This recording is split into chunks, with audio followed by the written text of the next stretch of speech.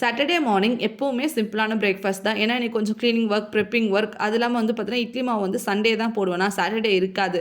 So அதனால சிம்பிளான breakfast தான் அன்னைக்கு. வீட்ல இருக்கவங்களுக்குலாம் பார்த்தீங்கன்னா, எல்லாத்துலயும் கொஞ்சம் வெங்காயம், தக்காளி ஆட் பண்ண தான் பிடிக்கும். ஸோ அதனால ஃபர்ஸ்ட் அத கட் பண்ணி வச்சுக்கிட்டேன்.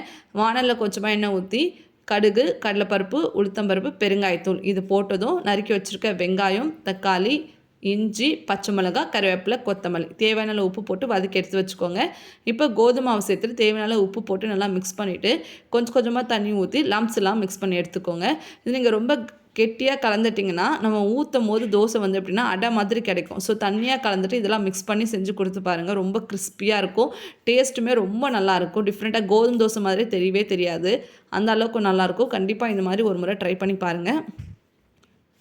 இதுக்கு பார்த்தீங்கன்னா, நீங்க தக்காளி தொக்கு, கார சட்னி இதெல்லாம் வச்சு சாப்பிட்டா ரொம்ப டேஸ்ட் நல்லாயிருக்கும். நான் இன்னைக்கு தக்காளி தொக்கு தான் ரெடி பண்ணியிருந்தேன். இது வந்து ஆல்ரெடி நம்ம ஷார்ட்ஸில் ஷேர் பண்ணியிருக்கேன். வேணுன்றவங்க கண்டிப்பாக செக் பண்ணி பாருங்கள்.